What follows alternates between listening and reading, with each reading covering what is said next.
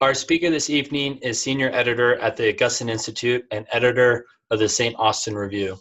A native of England, Joseph Pearce is an internationally acclaimed author of many books, including The Quest for Shakespeare, Tolkien, Man and Myth, The Unmasking of Oscar Wilde, and C.S. Lewis and the Catholic Church. His world-recognized biographies have been translated into 9 other languages.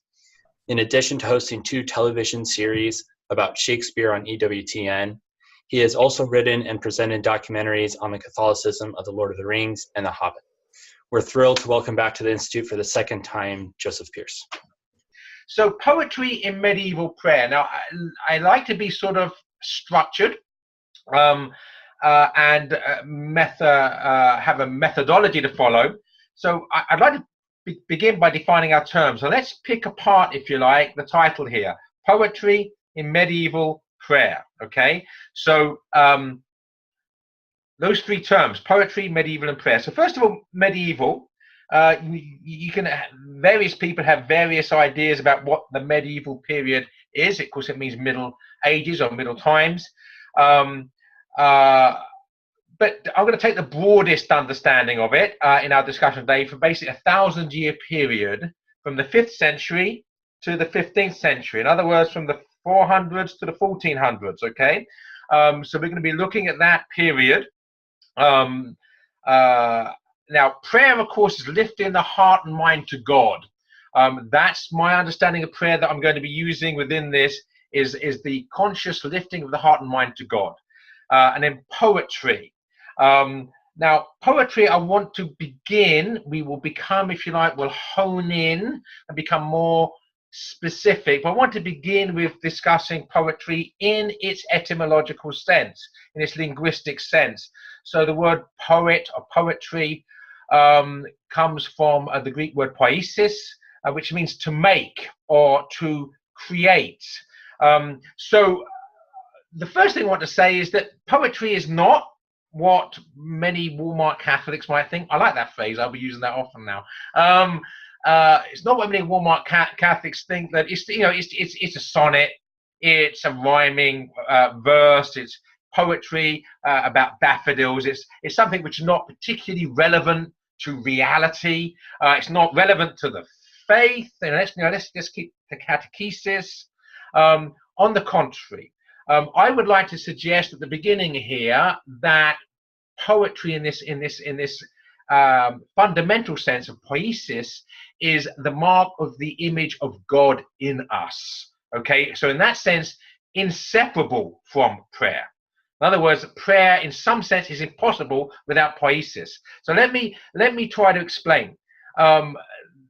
When we say that we are made in the image of God, as distinct from the rest of creation, because of course in one sense all of creation is made in the image of God. Right? A cow is made in the image of God because a cow is the product of God's imagination, okay? God's poetry, God's poiesis, God's creativity, God's making, okay? So everything, and I'm looking out the window now and I can see a whole bank, glorious bank, 150 feet high trees in glorious riotous green, because it's now obviously the beginning of summer. So that's all shines forth God's image. The poet Jeremiah Hopkins said, "The world is charged with the grandeur of God." Right, and one of the real keys to communing with God in our lives is to actually be able to see and experience and respond to the grandeur of God in creation. But we are made in the image of God in a way which is different from a cow or a tree or the rest of the grandeur of God to be found in the world. We are actually divine in certain ways. We have attributes that are part of the divine image, which separates us from the rest of creation. So takes various forms. One is the ability to love, okay, to be lovers. Now, as a Christian understanding the word, to love is to rationally, consciously, freely choose to lay down our lives for the other. Okay, so it's a rational choice. It's not a sexual attraction or a feeling. Okay, it's a rational choice. God chooses to become incarnate. He chooses to suffer what that entails, including the suffering on the cross. That is an act of love, rationally chosen. So we could do that. The cow can't do that. The tree can't do that. Another is the ability to reason. All right, to be able to. I sometimes say that the animal grazes, but man gazes. We look up. We look at the stars, as Oscar Wilde said. You know, we're all in the gutter, but some of us are looking at the stars. We're meant to look up and wonder at the majesty of the cosmos, to see the music of the spheres, to observe and to grow closer to God through the reason. So we see in the Greeks, you know, the understanding of the transcendentals, the understanding of the unity of the cosmos, the beauty of the cosmos, the goodness, truth, and beauty of creation, these early inklings of the Trinity. So we can reason. We're rational. God, of course, is the reason, the source of reason, and all reason leads back to him. He's also the source of love, and all love leads back to him. But the other thing that God is, and we forget this at our peril, in the sense of failing thereby to become fully Catholic, is that God is the creator. God is the poet, poiesis, the maker. All right. This creative aspect of the divine is also in us. So our own creativity, our own desire to write poetry, to read poetry, and again, in the broader sense of the word poiesis, to paint pictures, to sculpt stone into beautiful images, to compose music. All of this is poiesis. This is part of the divine image in us. A fourth one, by the way, which we often overlook, is humor. Animals don't laugh. Even hyenas don't laugh. It just sounds like they're laughing. But humor is something which is singularly human. Okay, so if you like, that sense of humor is also something divine. And one thing we don't think about very often is the glorious divine comedy which we are a part of, which is God's creation, which includes a good deal of humor. Okay, we're meant to be jolly, we're meant to laugh, and I'm sure there's an awful lot of laughter in heaven. Okay, so medieval, 5th century to 15th century, prayer, lifting up the mind and the heart to God. Poetry, poiesis in the most fundamental sense, creating, making. As Tolkien would say, we make according to the law by which we're made. God is a maker. The divine image in us makes us makers. Okay, so now we've looked at what we're talking about here. I go back briefly to pre-medieval times, and indeed pre-Christian times. I'm going to go back to the earliest, almost at least, the earliest literature, the earliest great literature we know, and that's the epics of Homer. Now, in the Iliad, how does Homer begin the Iliad? He begins the Iliad with a prayer. So his great poem begins with a prayer, and the prayer is "Sing, Muse." In other words, sing, you creative goddesses. All right, my goddess of creation, you do the singing through me. This understanding, even amongst the pagans, that creativity is a gift of God that requires God's infusion of his creative presence in us, so that we are able to make beautiful things in his image and in ours. So sing, Muse. So the whole idea that even Homer understands of this connection between poetry, creativity, and prayer, all right, is a relationship. But let's now move into the medieval times and Boethius. Don't know how many of you have read The Consolation of Philosophy by Boethius. It's a very early work of Christian literature from the 6th century, from the 500s. was written by Boethius when he's on death row. He's in prison, waiting to be executed. And at the beginning of it, he is writing poetry. And he's writing poetry until this beautiful woman arrives. The beautiful woman, Lady Philosophy. And Lady Philosophy is annoyed with him. Why are you wasting your time with these muses? Right? Why are you wasting your time writing poetry? Right? You should be using your mind to philosophize. You should be philosophia, the love of wisdom. You should be devoting yourself to the love of wisdom, because you're going to die soon. All right, let's talk about the important things. So for Boethius, the muses are a distraction, right? Very different from Homer.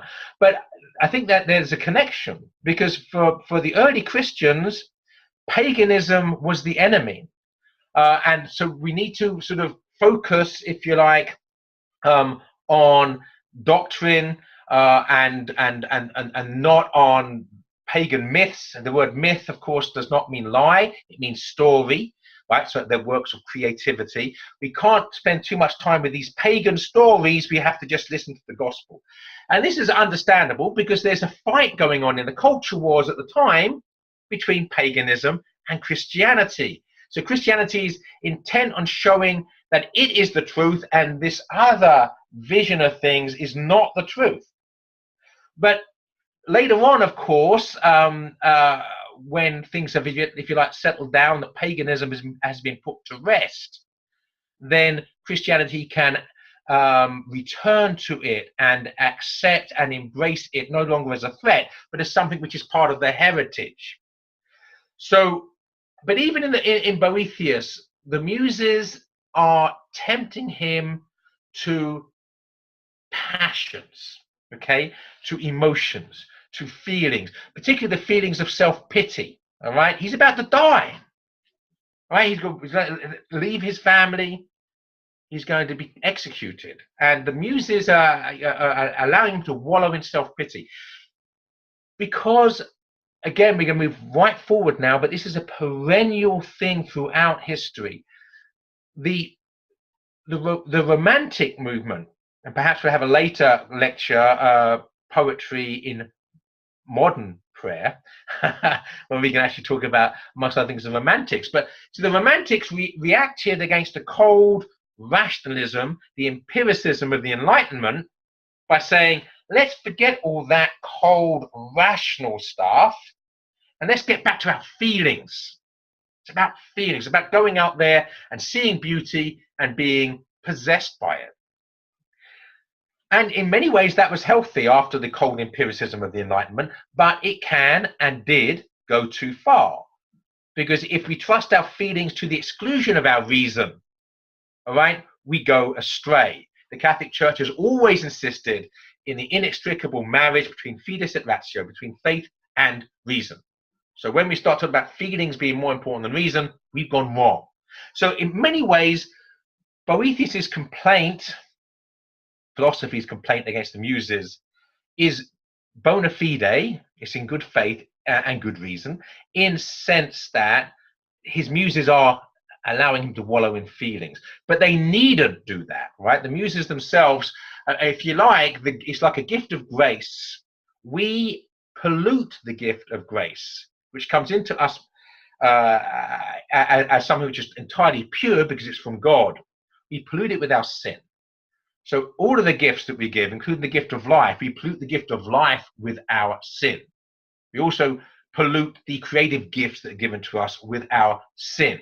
The gift itself is pure. What we do with it is another issue. All right. But let's go back a little bit with St. Augustine. Now, in De Doctrina Christiana, which goes back to the late 4th century, so technically before the medieval ages, it's the early church, he talks about that we can only understand reality through the use of signs, signifiers, and words are, if you like, they're allegories. All right, a word is an allegory. An allegory is something, allegoros in Greek, something which points to something beyond itself.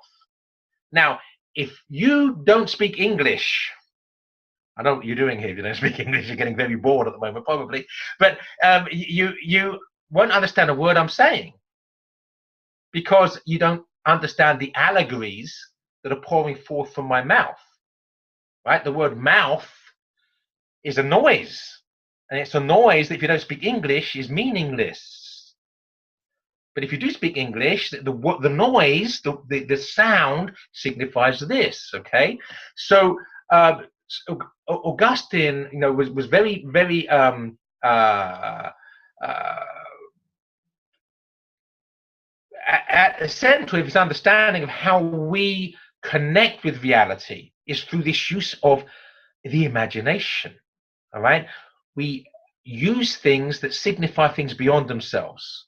We hear things that signify things beyond themselves. So we're thinking allegorically all the time. So we're thinking artistically and imaginatively. The imagination is necessary for thought. Right? Some deep philosophy here. Now, let's move from just before the Middle Ages begins, before the medieval ages begin, to the higher Middle Ages and St. Thomas Aquinas. St. Thomas Aquinas shows us that the way that we engage with reality is, first of all, with virtue. That the absence of virtue prevents an engagement with reality. In other words, sin is an obstacle to our understanding of the real. Because humility, which, if you like, is in many ways, we talk about love being a virtue, and of course it is. But in many ways, humility is the first and best of the virtues because it is the opposite to pride, which is the first and worst of the sins. Okay, so pride can be defined as the absence of humility. So humility, if we have humility, we have gratitude. If we have gratitude, this is all from the Summa Theologica from St. Thomas Aquinas, by the way. If we have humility, we have gratitude. If we have gratitude, we see with eyes of wonder. And it's only when we see with eyes opened to wonder that we are moved to contemplation, and that contemplation leads to the greatest gift of all. St. Thomas calls dilatatio, dilation, the opening of the mind into the fullness of the presence of the real. So, if we're proud, I look out the window and I just see green. If I see it at all, I'm probably not even noticing it. Like most of us don't notice the sunrise. If I have humility, I'm imbued with a sense of gratitude, and I look out the window and I don't just see green, I see multifarious shades of green washed with sunlight. And I'm moved. Contemplation, dilatatio, and that dilatatio, that openness, is where poetry begins. Right? When your eyes are open to wonder, you have that contemplation and the opening, wow. And that's when Jeremiah Hopkins says the world is charged with the grandeur of God. It will shine out like shook foil. So we see the connection, I hope now, between poetry and prayer, okay? Poetry and praise. So now I want to work through, for the remainder of the talk, of the lecture, some of the great poetry of that 1,000-year period and see how it connects to prayer. If you like, we spent the first 20 minutes laying down foundations to allow us to give us the principles we need. So Beowulf, so one of the earliest poems in the English language, is certainly not a prayer. It's a story, okay? It's a story of prayer. Not technically. Is the parable of the prodigal son a prayer? Not technically. But what it's meant to do is to lead us to that contemplation that leads to that dilation that leads to praise. And that praise, the lifting of the heart and mind to God, is prayer. So if Beowulf, the story of Beowulf is not technically a prayer, it's something which is meant to lead us to. In Beowulf's case, the first two parts of the story. So the one thing about having 150 participants, which is great, you know, if it was we were in the same room here, I could say raise your hands if you read Beowulf, and I'd know how many of you had actually read Beowulf. I suppose I could ask, and you'd all. But anyway, it's too long-winded. We don't have time. But if you have read it, you'll know. Basically, it's this really based in three parts. Beowulf's struggle with three different monsters: Grendel's mother, and the dragon. Now, the struggles with the Grendel and Grendel's mother are actually an allegory on Pelagianism. Yesterday, actually, was it the day before yesterday? No, yesterday was the feast of Saint Germanus. And Saint Germanus was the bishop of Auxerre in France, who was sent to England to combat the heresy of Pelagianism. And the Pelagians believed that you just had to read the gospel, listen to what Jesus says in the gospel, and then through the power of your own will, just do what Jesus says, and you will earn your way to heaven. And of course, and what that means is you don't need any of the sacraments. You don't need any supernatural help, right? You just listen and do. You don't need baptism, you don't need confirmation, you don't need confession, you don't need the Blessed Sacrament, which also means, of course, you don't need the church. So it's a meditation on the errors of Pelagianism, because a large part of the story is how Beowulf cannot defeat the power of evil through his own strength alone. He does need supernatural assistance. And by the way, Beowulf, the Beowulf poem, most people believe is written the same time as Bede is writing, and Bede's writing about Pelagianism as being a major problem in the very recent past. It would have been something which was, anyway, that's the last part of the poem. The dragon is actually, there's all sorts of numerical signifiers that connect it to the Passion of the Christ. So we meant to read about Beowulf's fight with the dragon as being analogous to Jesus Christ's fight with the dragon, with his passion, death, and resurrection. There's a great deal in medieval prayer, medieval literature, medieval imagery about God, Jesus as a warrior. Okay, and of course the church is the church militant. We are miles, we are soldiers. Okay, so that the church still uses that imagery, but it's much more prominent in medieval times. And then we look at some of the other Anglo-Saxon poetry. The Dream of the Rood, you might know, which is a meditation. It's a dream that the wood of the cross has about what a blessing it is to be chosen to have Christ, to carry Christ. And he suffers, the cross suffers with Christ, because it also, of course, has nails hammered into it, etc. So it's a meditation, if you like, uniting creation with the Creator. And if that poem does not lift your mind and heart to God, in other words, does not lift you into prayer and praise, it's because you're hard-hearted. I want to just give an example of another Anglo-Saxon poem called The Ruin. What I want you to imagine here, this poetry is probably written in about the 700s, probably. The Romans left England 250, 300 years earlier.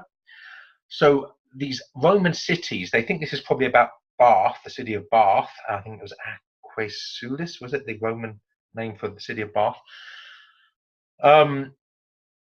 So he's walking around the ruins of this civilization that once lived on this space and no longer lives there. And they call these people the giants, the Romans. Let's read some of this.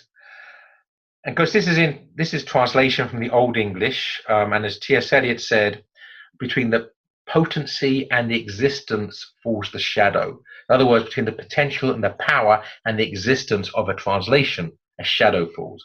So if we really want to get the true beauty of this poem, learn Old English. But this shadowed version is what we're going to get here. Well wrought this wall, weirds broke it. The stronghold burst. Weirds, by the way, the Anglo-Saxon word weird W-Y-R-D is where we get our modern word weird from, W-E-I-R-D. But in Anglo-Saxon time, it meant weird in the sense of God's involved in this, or providence is involved in this, that there's something beyond the power of man. This is the will of God. So weirds broke it means divine providence broke it. All right. It's beyond the power of man. It's weird in that divine sense. Well wrought this wall, weirds broke it, the stronghold burst, snapped roof trees, towers fallen, the work of the giants, the stonesmiths mouldereth, rime scoureth gate towers, rime on mortar, shattered the shower shields. Even in translations, isn't that beautiful? Shower shields. What's a shower shield? A roof. It's been raining all day here. I'm glad I have a shower shield. So shatters the shower shields. Roofs ruined. Age underate them. And the wilders and the rights, earth grip holds them. So they're dead. They're held in the grip of the earth. Gone. Long gone. Fast in grave's grasp, while 50 fathers and sons have passed. Wall stood, grey lichen, red stone, kings fell often, stood under storms, high arch crashed. Stands yet the wall stone, hacked by weapons, by files grim ground, shone the old skilled work, sank to loam crust. It's beautiful language.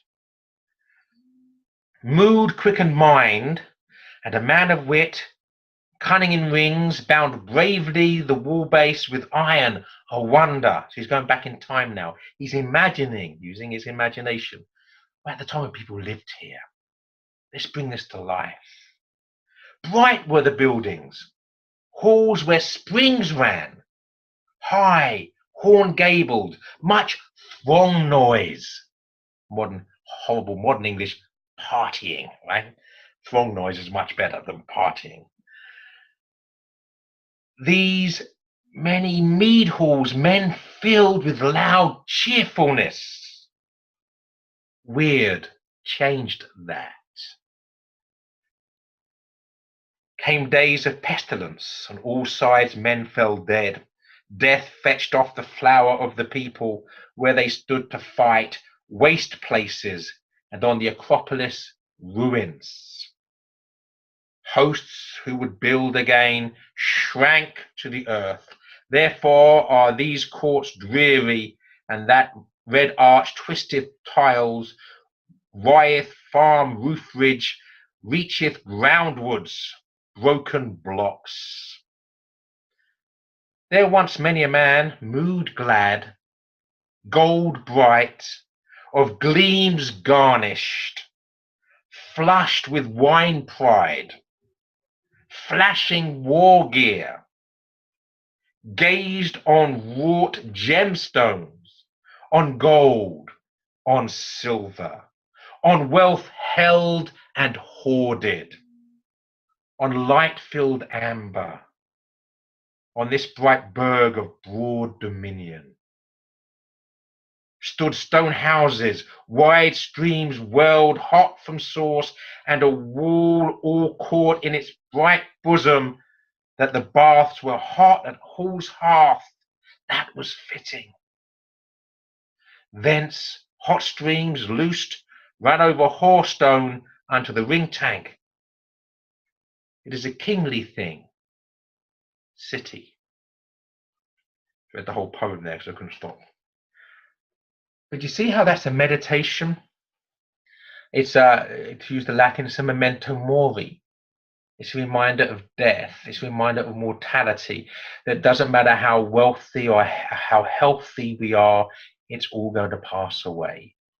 It's an encouragement for us to keep our minds and hearts on the eternal things, or what the church will call the last things: death, judgment, heaven, and hell. The whole of that poem is a meditation on mutability, the changing nature of time and things beholden to time, and how that's to make us reflect upon mortality and immortality, time and eternity. Here we see, if you like, how a poem can be, or can lead us to, and is meant to be, the deepest contemplative, meditative, mystical prayer. So Bede, the great venerable Bede, and it was his feast day also yesterday, or was that the day before? Anyway, very recently. I want to just read one very brief thing from Bede's Ecclesiastical History of England, which is also from the 700s, about the same time as Beowulf. And he talks here about a brother of the monastery is found to possess God's gift of poetry. And he's talking about the poet Caedmon here. And he translates some of Caedmon's poetry. Now, ironically, what he's doing, Bede's writing in Latin. So he's actually translating from the English, the Old English, into Latin. And of course, what I'm now reading is a translation from the Latin back into the modern English. So various shadows are falling, I'm sure. So perhaps I won't even bother to read the translation of the translation of the translation of Caedmon's poetry. But what I want to speak about, quote, is Bede commenting on his own translation of Caedmon's poetry from the English to the Latin. He quotes 6 lines of verse, and he says, "This is the general sense, but not the actual words that Caedmon sang in his dream.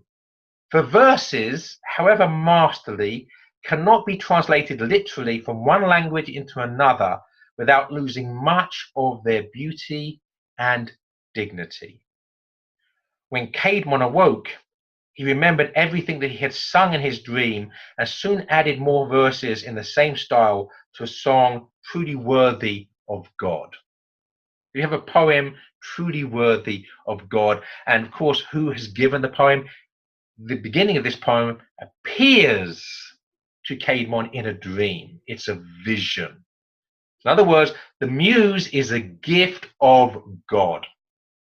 And the true art always needs to be, true art needs to be the giving back to the giver of the gift, the fruits of the gift given. Right? Because it's the same as the gift of life, right? We don't own our lives. If we owned our lives, we wouldn't be separated from it. We wouldn't die, right? We owe our lives. We owe our lives, and we owe all the other gifts, the talents that are given to us with the expectation we do good things with them. So Caedmon gives back to the giver of the gift, the fruits of the gift given, and all true art should be that. And in that sense, you see the mystical connection, right, between poesis, between the making of poetry, the writing of poetry, and prayer, because it's all inextricable. It's all connected together. All right, and on that note,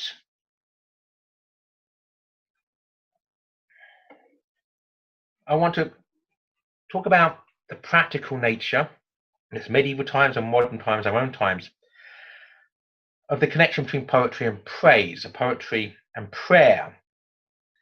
And I'd like to put it in this way, that there are 3 phrases about time that poetry will help us to meditate upon and connect with in the correct way. There's making time, there's taking time, and there's wasting time. And bear in mind, before we talk about this, what Hopkins says. I could give a separate lecture, by the way, about how Hopkins is the most medieval of poets, even though he's writing in the 19th century, which will justify my quoting him all the time. But we don't have time for that. But take my word for it. I mean, it's hugely influenced by Anglo-Saxon poetry, by Gregorian chant, by medieval Welsh poetry, by the philosophy of both Aquinas and Duns Scotus. So he's a Jesuit in the 19th century, but he's very imbued by Franciscan, Dominican philosophy and by Old English and Old Gaelic poetry. But anyway, but what he says, that I could come back to this, making time, taking time, wasting time. He says that we are soft sift in an hourglass. Think about that. Right, hourglass contains sand, right? You turn it over and it starts to sift through to the other side. And when all the sand's gone through, the time's up. Maybe you're timing an egg or timing a life of a man. So we're all soft sift in an hourglass. So our time is running away as we speak, and there's nothing we can do to bring it back. We cannot make time. God makes time. All that we can do is take time or waste time. And I would argue, and I have argued, I read an essay once called Distracting Ourselves to Death, that the modern world is a world which is wasting time. It's all about distractions. It's all about addictive distractions, in fact, that waste time. Poetry never wastes time. Poetry always takes time. And one of the beautiful things about poetry is you cannot read it quickly. You have to slow down. You have to take time to do it, whether you're reading it or writing it. You have to get off of the wasted time and start taking time. And in that sense, it's the most important time that we spend. It's time in poetry and time in praise and prayer. And you see the connection, I hope, because prayer is also exactly the same. Of course, we can say the rosary in 10 minutes flat. We can do that, and it's certainly better than not saying it. I'm not condemning people's practices of saying the rosary. But obviously, you know, that's fine as prayer. But the best prayer is when we actually engage with God. We're actually going through what Thomas Aquinas says, that we, with humble hearts, have grateful hearts. And that grateful heart opens our minds and hearts to wonder, so that we can be open to contemplation, at least to that dilation, that opening. So poetry, praise, prayer are all connected inextricably in that way. And that's why I'm always saying poetry is good for you, right? You need to take time to read it. Ideally, you need to take time to write it. And bearing in mind Chesterton's phrase, the thing is worth doing, it's worth doing badly. You don't have to be as good a poet as Shakespeare in order to write poetry. Just doing it is good. All right. So, and of course, we are in Scripture. We see poetry, right? We see beauty, beautiful literature, beautiful song. The book of the Psalms, book of Daniel, the Song of Songs, first chapter of St. John's Gospel. So the Scripture itself is full of the beauty of poetry.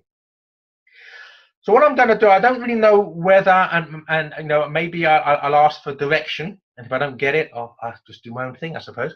So what I'd like to do now, I mean, I wrote, I didn't write, I edited an anthology of poetry called Poems Every Catholic Should Know. It was originally published in England as Flowers of Heaven, 1,000 Years of Catholic Verse. And I actually edited this as a sort of protest at the time of the millennium back in England. It was all about having huge parties and getting drunk for a week, right?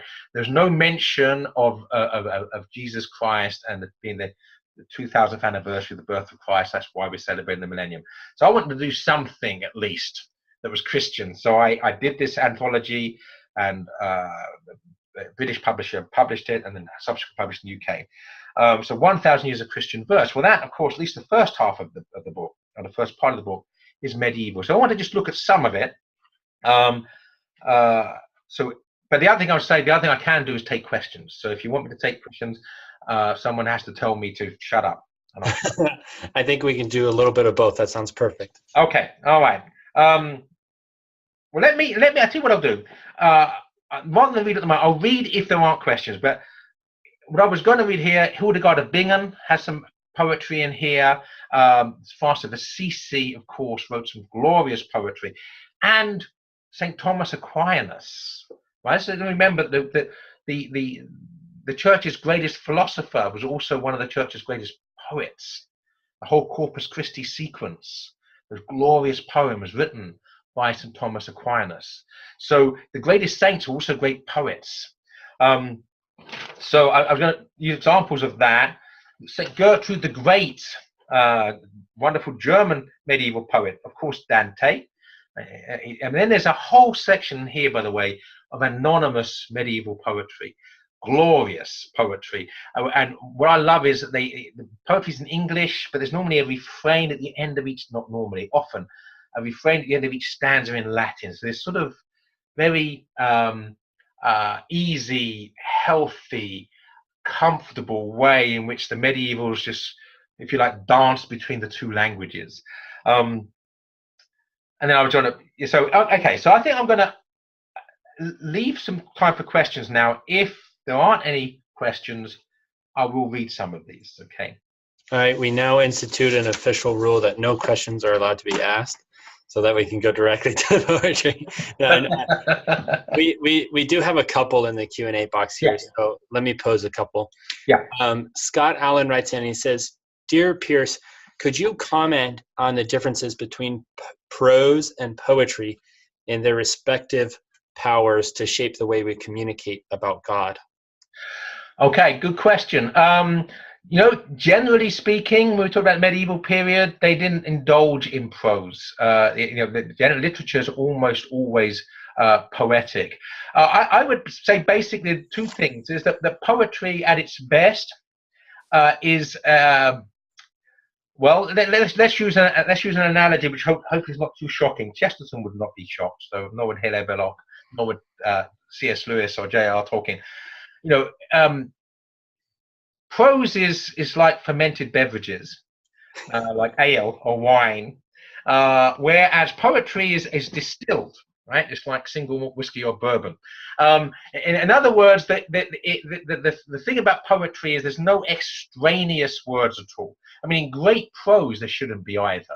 But then at that point, if the prose is great enough, it's poetic. And certainly in the broader sense we're talking about here. So great poetry, it's obviously should be much more formally structured. There should be not even one word that's not needed. So I'm getting so excited, I'm shaking the camera here. Even in one word that's out of place, that messes up the scansion, for instance, in a poem, makes you want to shudder. All right, you want to excommunicate that word now. It shouldn't be there. Whereas you know that a good writer, if you like, has liberty in prose to perambulate around things, and you're not counting the rhythms, you're not counting you're not measuring the metrics. So I think the key thing is that poetry is language distilled to its precise, succinct beauty, whereas prose gives itself more liberty, more license. Thank you so much for your talk. I really enjoyed it. I had a quick question. You were talking about at the beginning how a poet cooperates with God's creative faculty when he writes a poem. And I was wondering if you could talk about whether or not a poet must intentionally mean to do so.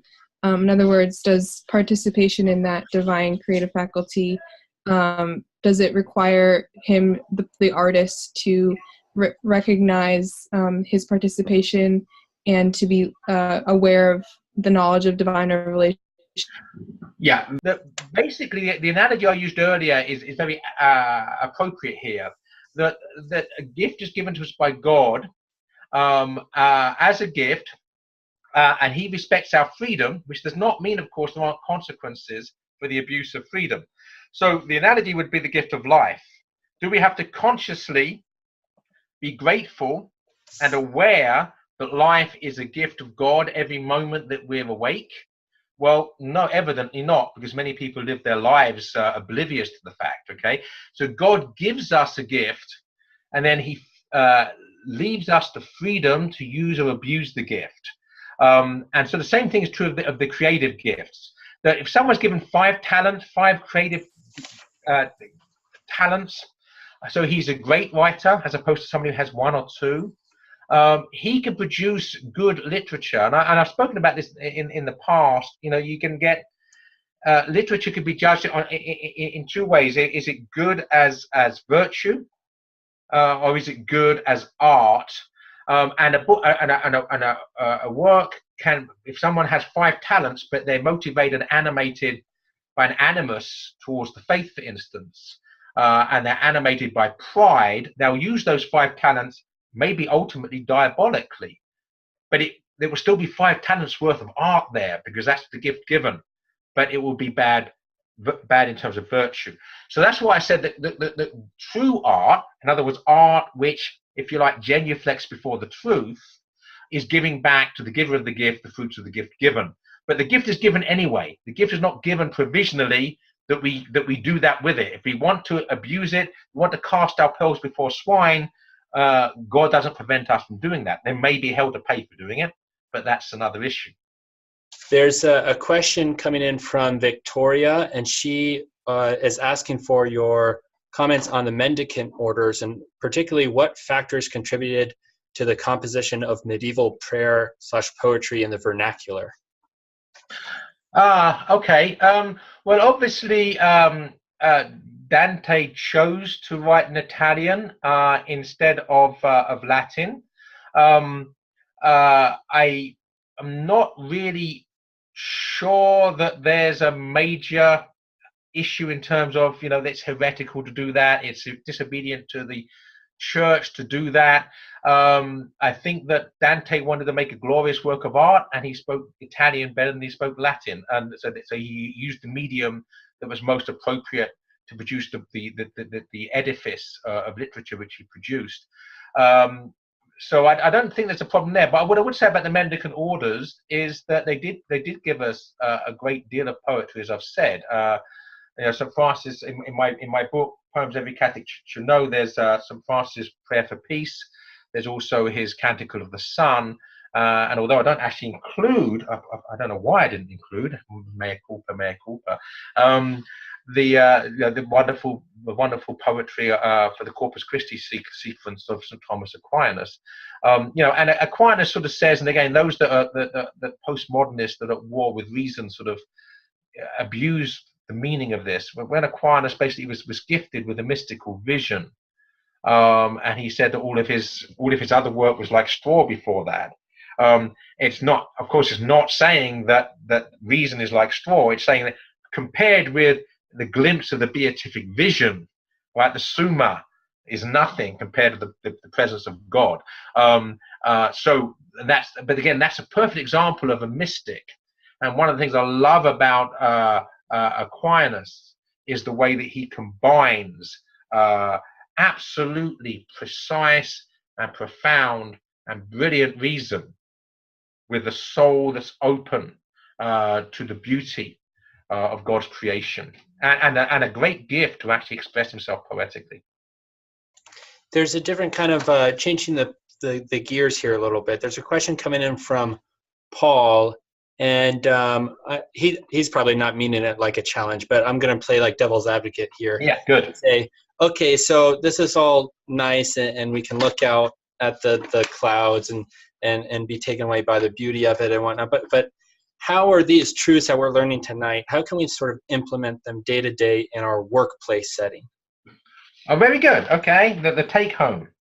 Let me put it this way. This is something I always say about the power of beauty to evangelize, particularly in the relativistic culture. Okay, in an age of relativism, it's difficult to talk about evangelizing through the apologetics of reason, because they say, well, that's your opinion, right? If reason is seated in me, if I'm my own God and I decide what's right and wrong and what's true and false, then you can't engage on a level of an objectivity which is outside of both of us. So it becomes difficult to evangelize through reason. Similarly, evangelizing through love, and it's still, by the way, is the best way to evangelize is to become a saint, all right, to become a lover. to love as Christ loved, and that is so disarming. But to talk about love rather than doing it, in other words, to try to evangelize by talking about what virtue is in a culture which thinks love is a feeling, love is a sexual attraction, love is not a rational choice. You're not even talking on the same level with people, because they don't have the same understanding of what love is. So in this way, then poetry and beauty become the only way for many people in our culture that we can actually to if you like evangelize them, to engage them. And the analogy I give is you take a Catholic and a Protestant and a Jew and a Muslim and an atheist, and you take them out in the middle of the night and you sit them down in the field facing east, and then you wait for the sun to come up. And when they see the sunrise, first they won't see the sunrise first, they'll see that the color of the clouds change, and they'll see the if you like the glorious reds and golds dilating, opening out across the sky, and eventually they'll see the sunrise, and they probably look at the sun for the first few minutes, look directly at it. It might be white, it might be I've actually read a poem once where I liken the solstice, summer solstice sunrise to the corpus, when you can actually see the white disk rising. So all of those people, Jew, Catholic, Protestant, atheist, Muslim, insofar as they have humility, will be grateful that they're there. And they will say, it's good for us to be here. And insofar as they're grateful, they will ask the next obvious question rationally, well, whom do we thank? Whom do we thank for this? If you're grateful, you want to thank somebody, right? So beauty can be the most practical way to actually evangelize the culture in a relativistic age. Mr. Pearce, there's one more question here, and then maybe if it's possible, after you answer this one, if you wouldn't mind just picking just one of the poems from the book, we could end with that. Yeah. Okay, so Tom William asks the question. He says, is there real evidence that, and you're going to have to control your excitement on this one, I know you could go for hours. Is there real evidence that Shakespeare's poetry emanates from a strong Catholic conviction? Well, yes, you're right. That's a whole other 5 lectures.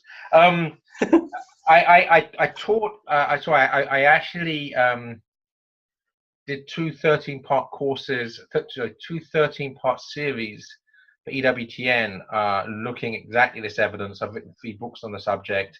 So the answer is yes. I don't really know at the last question, an hour-long lecture, how I'm going to answer beyond that, except that if you want, I would suggest that you check out my book Through Shakespeare's Eyes, Seeing the Catholic Presence in the Plays. That would be the way I would answer that question. That's not just a 15-minute answer. It will take you 15 hours, but it would be worth every single minute of it. It would be taking time and not wasting it.